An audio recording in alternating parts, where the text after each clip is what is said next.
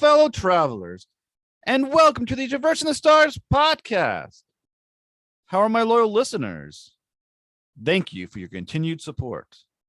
And as always, hit that subscribe button, everybody. We have an amazing show for y'all because boarding the mothership is Rong Fu.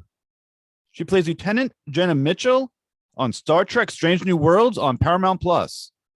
Now come join me as we go traversing the stars. Hello, Ms. Fu. Thank you so much for coming to the Traversing the Stars podcast. Thanks, Jeff. Glad to be here. It's totally my pleasure. You are awesome, and I'm loving Star Trek Strange New Worlds. Oh, thanks. I love it too. It's such a great show. Isn't it amazing just how popular that show has become? It really feels like it has transcended just nerddom into just being one of those must-see TV shows. Yeah, I mean that's really exciting. It's definitely my first time ever being part of a show that's that's a hit. I think it's safe to say it's definitely a hit now. I would say so. And it's just so cool to see kind of all of the fans' reaction and how much they love the show because we love making it. I think Star Trek Strange New Worlds has hit that perfect medium where the old Trekkies love it and the new Trekkers are loving it. So it's been embraced by both sides, which is really hard apparently in the world of Star Trek. Yeah, I mean, it's really amazing that they kind of struck that balance. I kind of got into Star Trek pretty late. I would definitely consider myself a new Trekkie.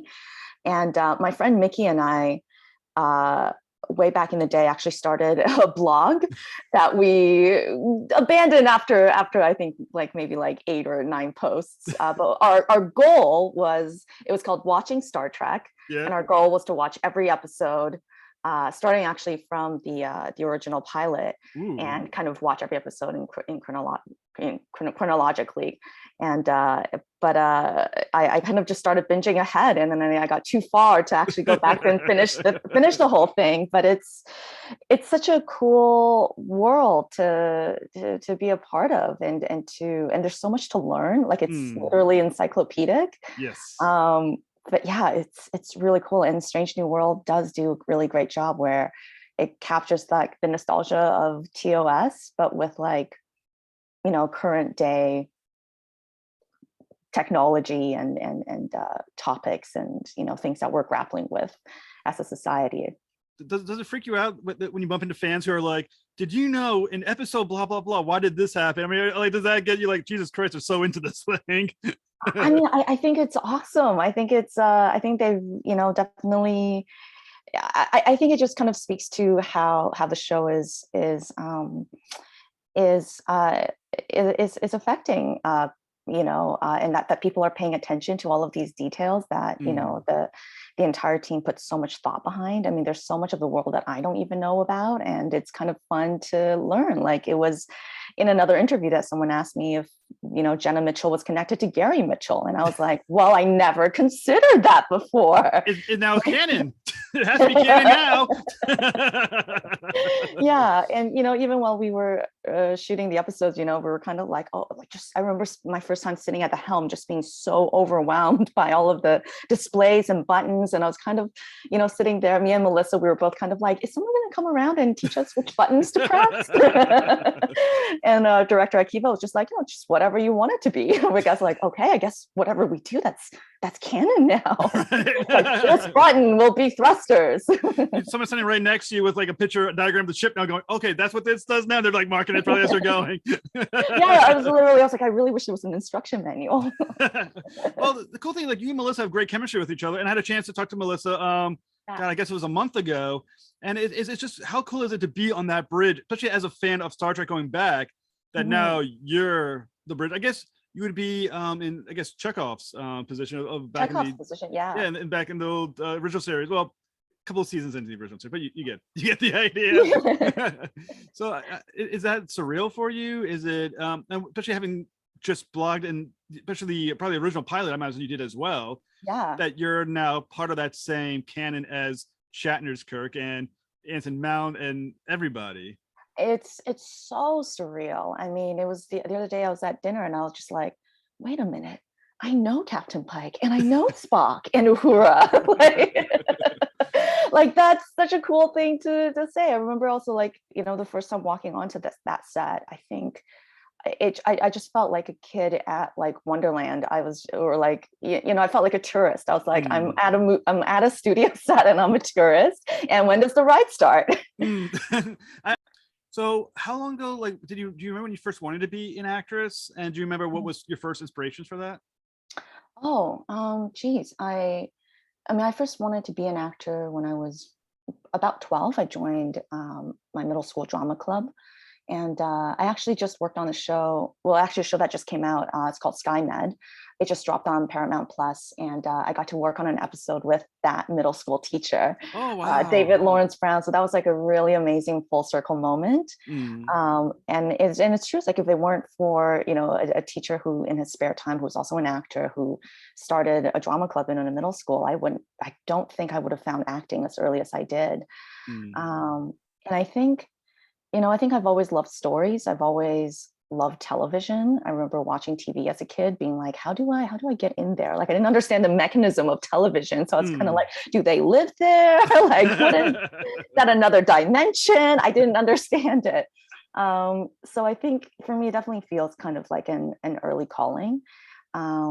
And one of my biggest inspirations was definitely like I think Quentin Tarantino, and Kill Bill was a huge inspiration of mine. It was the first time I got really interested in films and seeing it as an art, and just the acting in those movies are so great. But yeah, I kind of from middle school kind of just followed on, and I did a lot of theater. And that's, the other half of my career, which is stage work. And I love working on stage just as much as working on TV. And yeah. So one cool thing is that not only are you an actor, but you're also a writer. Mm-hmm. Which love comes first, the writing or the acting? The acting, for sure. Acting comes first. Is there any chance we're going to have an episode of Stranger Worlds written by you, because you are a TV writer? We'll get to that a little later, that you're actually on a TV show that you're writing for, that you've written for as well. Is there a chance you're going to be doing some writing for Stranger Worlds, do you think, in the future? Oh, geez. I mean, I don't know. I mean, that would be such a that would be like such an incredible dream come true. Do I even dare dream it? Dream it away, dream it. Well, certainly.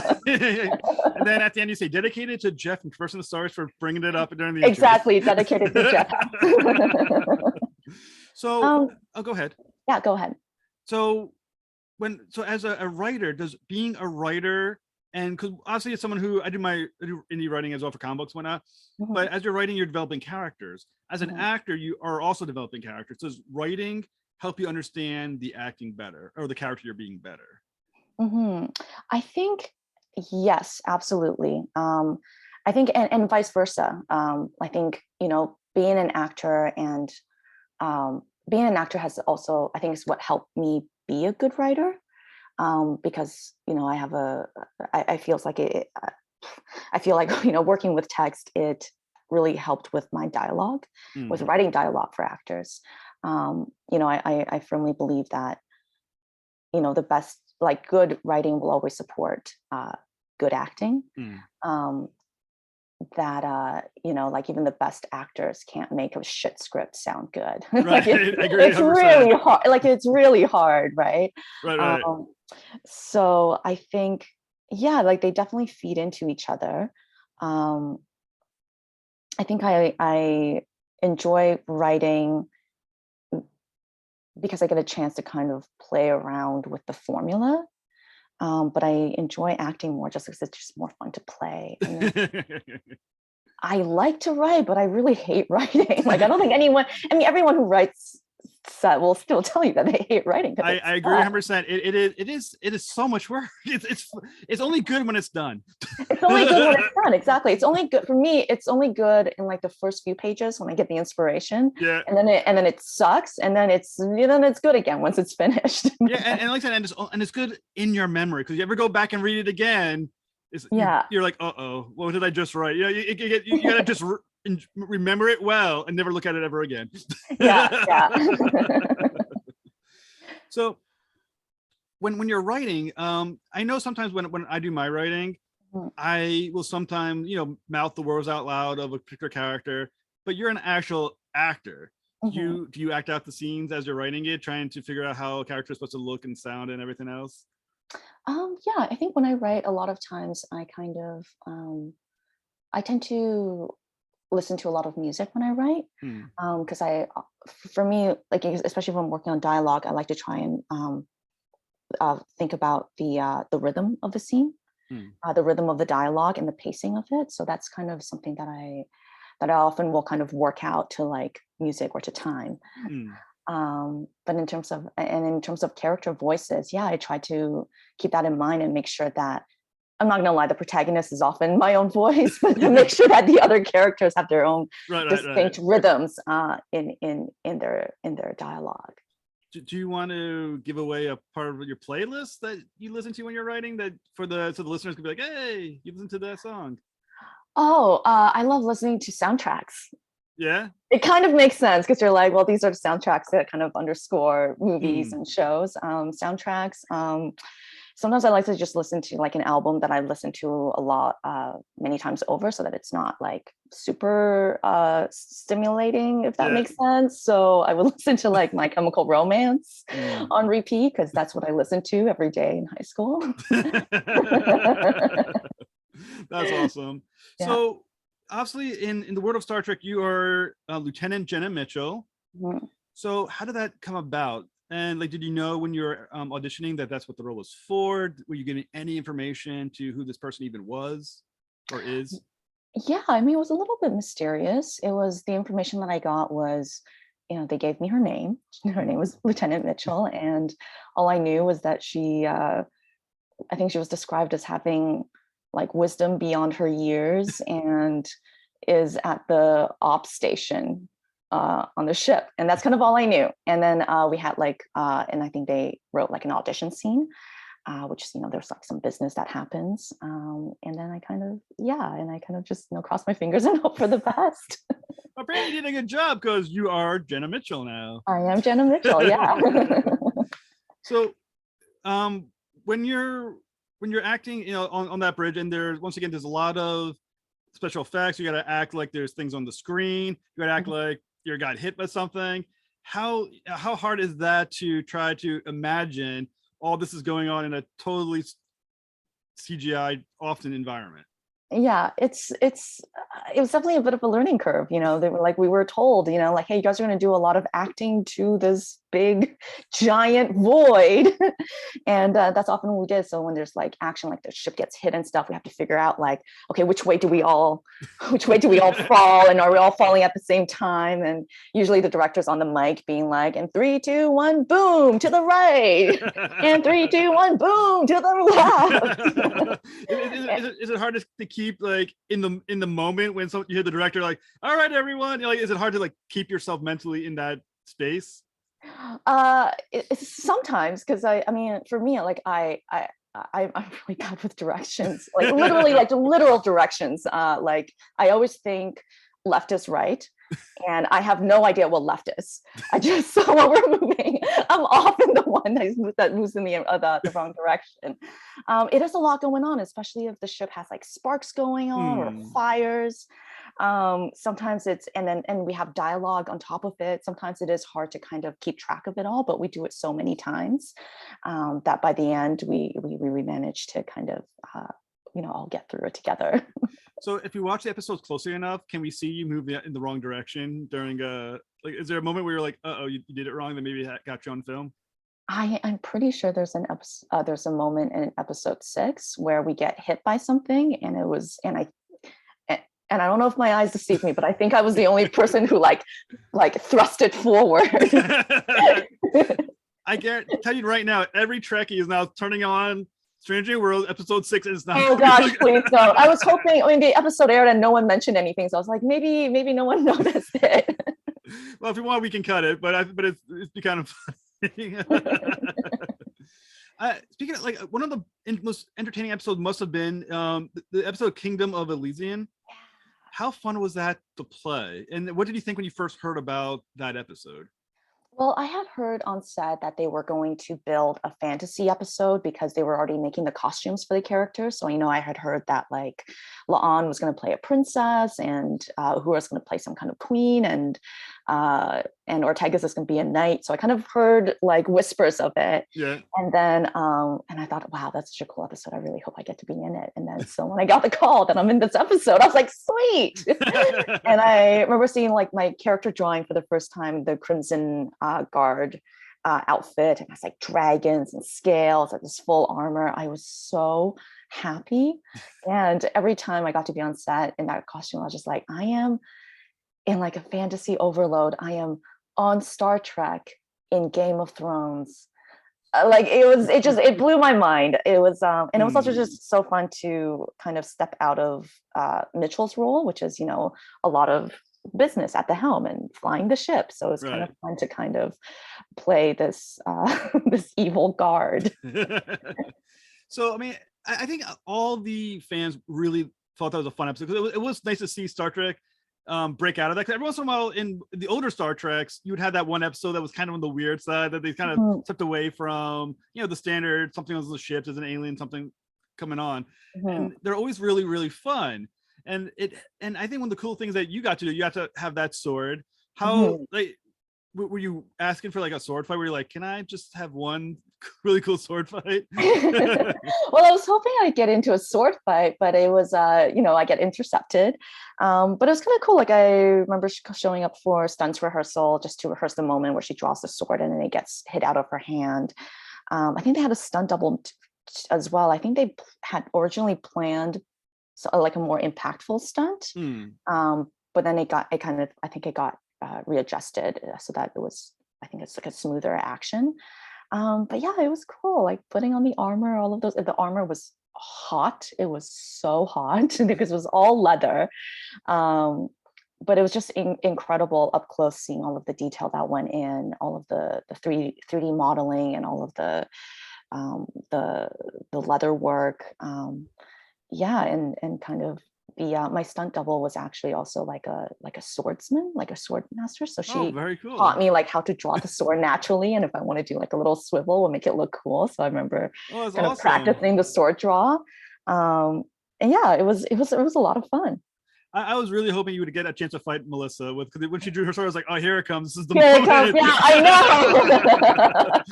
know. Were there any trash talk coming, like with the swords? We're gonna. Oh, they're totally warm. Melissa and I were going back and forth. She was just like, I gave you that scar. And I was like, I'll get you back. That's awesome. I mean, they got to do more episodes like that. I mean, I imagine the cast was like, please give us more like this one next season. Yeah. I mean, this is season 2 we just wrapped last month, and it's there's a lot of fun stuff in there. Well, I think one of the cool things in the last episode of season 1, they do the 7-year time jump. And you're in there in the 7-year future. So as a fan of yours, can we all breathe, relax, knowing that you are in the future? I mean, it'll be guaranteed now that you exist 7 years in the future. Your character is there. Yes, I think that's safe to say. Hopefully, because like I mean, hopefully. I mean, I did. Yeah, I was. Yes, I survived in season. I am in season 2. She's alive. So, are we going to learn more about Mitchell in season 2? Like more about background, more of who she is as an individual. I think we get to see a little bit more of Mitchell. There was like a little bit more about her background that was in episode 10 that I unfortunately ended up on the cutting room floor, but it was also an alternate timeline. So I also wasn't sure if it was kind of canon. But essentially it was like, like Mitchell was, kind of saying that, we shouldn't attack the Romulans just because they look like, we shouldn't be prejudiced against the Romulans because she grew up in a half Vulcan colony. Oh, really? I was just kind of like, oh, that's interesting. I don't know if it's true or not. It didn't make the show.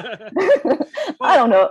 Well, you said it, so we're gonna make it canon now. So I don't know. I mean, again, I'm not one of the writers. Right. No, I totally understand that. Yeah. But that's pretty cool. I mean, they got to make a special edition now where that scene gets edited back into the episode. Oh yeah, I'm sure. Yeah, I hope so. So, but I remember reading that and definitely being very excited. It's like, oh, I learned something about where she's from. But now I'm like, I don't know if that's true. So when you get information like that, when you finally get the little bits coming out, does that change how you approach the character at that point? Like how you think about how you're going to perform a certain scene or a moment with her? I think it just kind of adds to the richness of the character and like kind of how I kind of build Mitchell around in how I play her. Which to be honest, I'm just mostly pretty much playing myself because I figure that's the most fun thing is if I actually just pretend I work on the Enterprise. But yeah, like with Mitchell, I kind of try to bring a bit more of a roundedness to her and a little bit more softness, just because I think there are so many cool, edgy characters on the ship that for Mitchell, I kind of always envision her being more on like the gentle side and more on the like a more rounded out person as opposed to someone who's like, edgy or dry.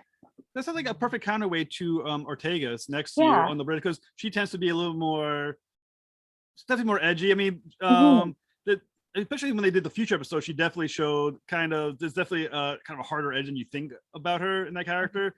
So is that, I mean, I would really love to see that balance explored, because it sounds like you guys have a good chemistry like that.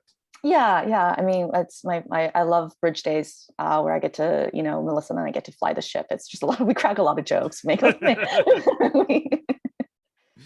So I read that you're writing also a musical called, an episode of the musical called The Next Big Thing. Is that correct? A musical anthology? Yeah, and I actually just heard some news from the team that they're going to try and adapt it into a feature. Oh wow, that's very cool. Yeah, so they've applied for I think another round of funding to try and, because I think the original vision was to make it into a feature, but they adapted it into a digital series, and now I think they're going to try and actually make it into a feature film. Oh, that's awesome. So can you tell us a little bit about your episode in it? Yeah, so the premise of the musical is 5 artists from different walks of life kind of come together and they come together and they put on a show. And each episode kind of dives into each character's life. So my character is inspired by the composer. Her name is Shijia, and she's she's a lawyer who works in corporate law, and but her passion is music and writing music. And so I wrote an episode where she fantasizes and dreams about what it's like to shake off the expectations and to shake off her corporate life, and where the kind of music kind of brings her back, and she gets back in touch with that passion and pursues it. So that's kind of the inspiration for the episode, and I guess now for part of the film. That sounds awesome. Now, because it's a musical, did you write lyrics for it, or did you write or did someone else write the lyrics and you wrote the story? No, actually the lyrics were already written. So that was kind of what I thought was really fun about the project, the challenge of like, oh, here's the music, here's the song, listen to it and write an episode around it. And that's what I did. I thought it was a really beautiful song, and I felt like I had something that I could add to it. So I was very happy to collaborate on it. Is it hard to write for, like, when obviously the music, lyrics and everything like that, it's hard to match the voice with the way the music, or was that an easy connection? Or did that help you find the voice for the story? I think it helped me find kind of the because like with musicals, it's just like what propels the character to start singing, right? And the song definitely gave me an idea of like, okay, this is the emotional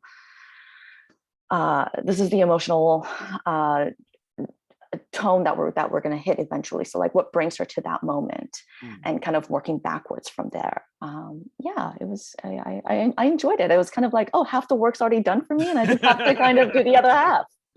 Well, when the feature's ready to come out, you need to come back and talk about that one, so we get when you can talk more about it.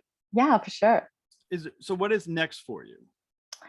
What is next for me? I just finished on a show called The Accused.